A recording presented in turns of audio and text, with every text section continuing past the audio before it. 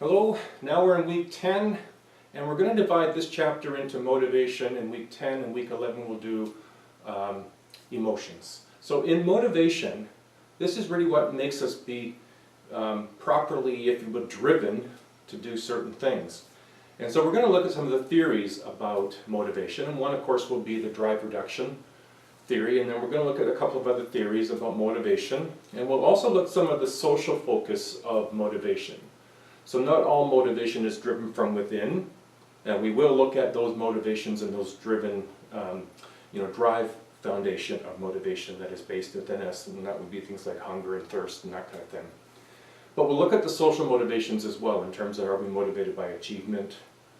And so by looking at this element of motivation, we'll look at intrinsic and extrinsic motivation as well, to sort of understand how come sometimes I'm motivated when there's no reward, and how come sometimes I'm only motivated when there is a reward.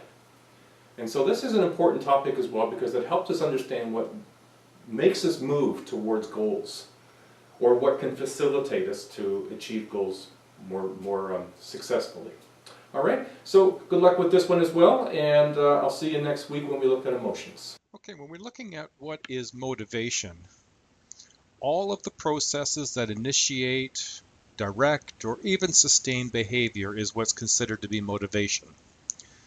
And we have what's called motives, and motives are needs or the desire that direct or energize our behavior, and we're going to look at a bit of both.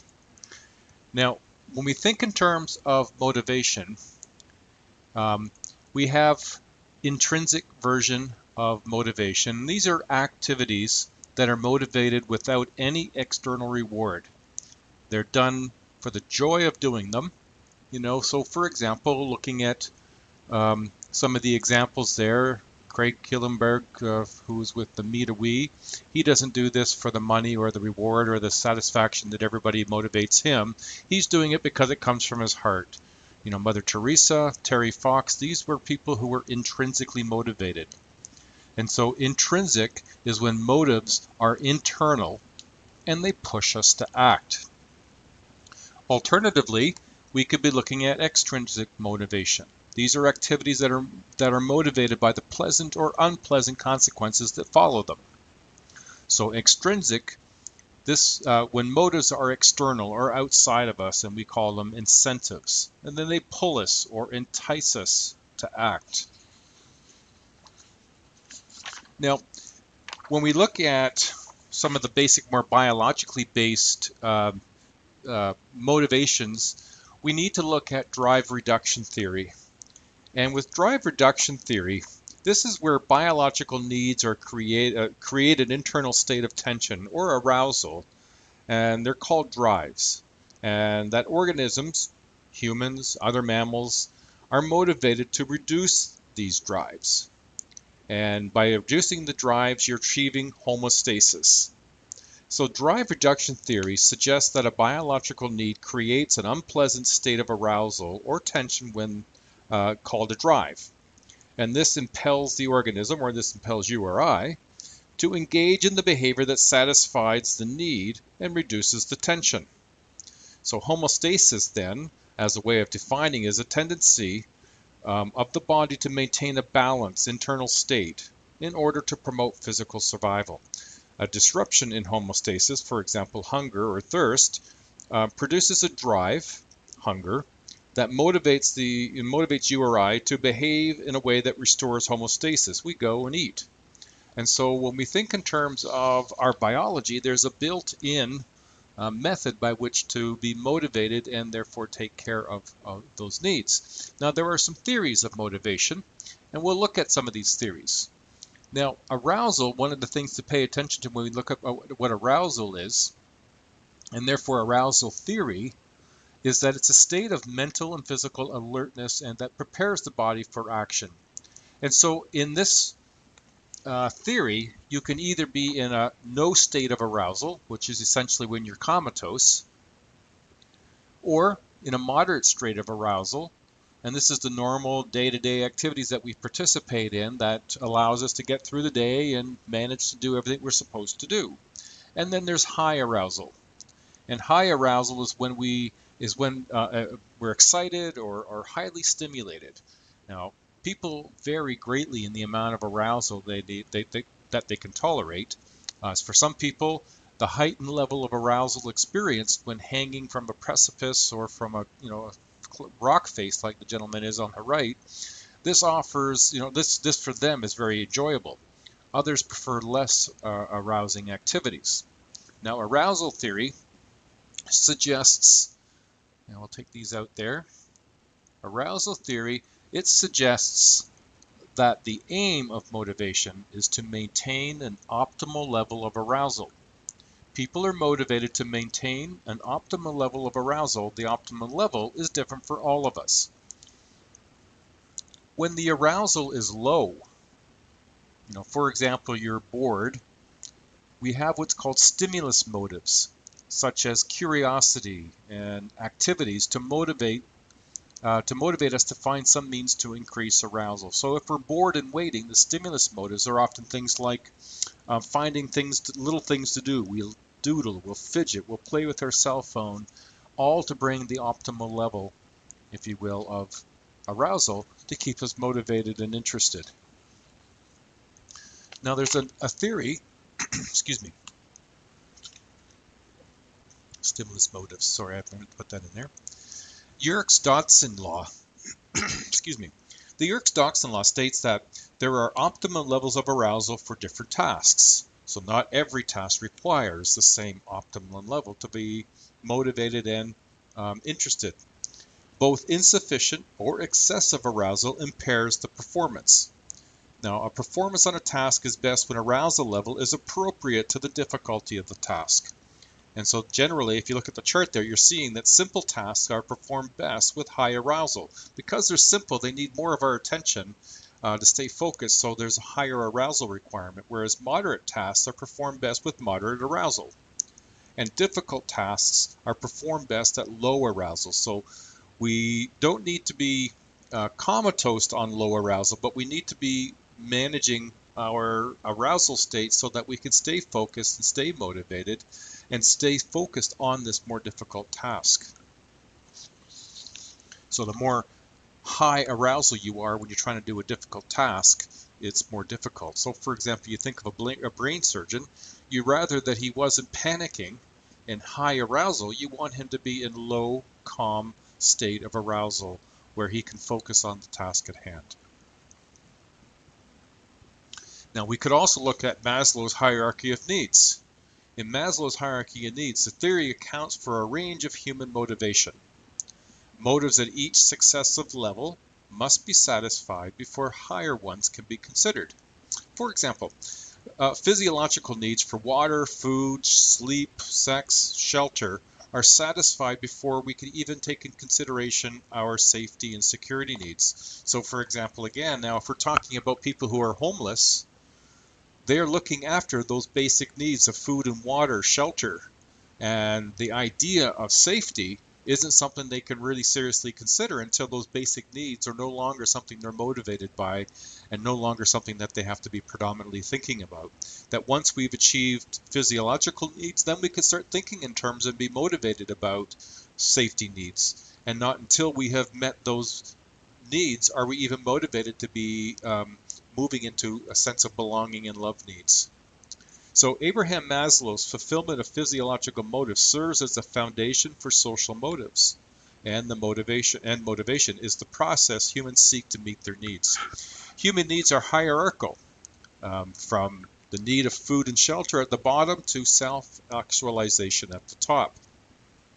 And we need to work through lower levels to experience the fulfillment coming from pursuing growth for its own sake. Self-actualization at the very top is the pursuit of self-defined goals for personal fulfillment and growth. Self-actualizers judge honestly and spot quickly when they need to make improvement and when they're falling short on things. They're very genuine people. Now, this building of a hierarchy in terms of motivation just suggests that the focuses that we have on a day-to-day basis, our motivations for communication, our motivation for behavior, is based on what needs are met and what needs are yet to be met. So let's back it up and look at some of our primary drives, and we'll look at thirst first. And when we think in terms of thirst, there's two types. Well, the primary drive really is the unlearned motivation. That arises from the tension that's created by an unmet biological need. So there's extracellular thirst. This occurs when the body tissue loses fluid, such as when you're perspiring while exercising. And then there is intracellular thirst. This occurs when your body loses when your body's cells lose water, such as when you eat salty foods. And these are two, this is combined to make up two versions of the same drive. And that drive is unlearned, and when the homeostasis is broken and thirst is the drive, then we meet that thirst by driving our behavior towards getting water or refreshment. Now, hunger works kind of the same way. With hunger, there's the internal cues, and this is where the internal cues, it motivates hunger by stimulating the hypothalamus in the brain and changes the blood sugar level, and it motivates the hunger drive. Now, the example I have here is really just to show that the internal mechanism that drives hunger is not just your brain saying, hey, I'm hungry. It's your body falling out of homeostasis and starting to trigger the drive to be reduced by motivating you to go get something to eat. Now, external cues can motivate hunger when we see or smell foods that we like. I know when I walk past a bakery that's been baking bread, I have the external cue that goes, you know what, maybe you're hungry. And then lastly, what we can look at are social motives. And these motives are learned motives.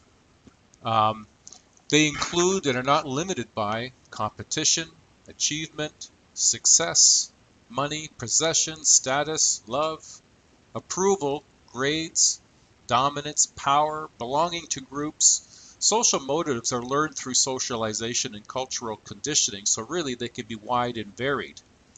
Now, we're going to start with is achievement motives, and under social motives would be achievement. And this is when we look at people who have a high need of achievement. It's a learned characteristic, and it's somewhat stable throughout one's life, that if you were a young child and had high needs to achieve well, chances are as an adult you'd do the same. And you gain satisfaction from striving and attaining a level of excellence. Seek out situations to compete against some sort of a standard, whether it's competing at grades or at making the most money or winning a race, to proving themselves successful. Now, for example, if you could put your imagination to, you're standing in a room that's about 20 feet long, and in this room you've got a series of pegs, 6 pegs. One's right in front of you, one's about 4 or 5 feet in front of you from there, one's about 4 or 5 feet from there, and so on.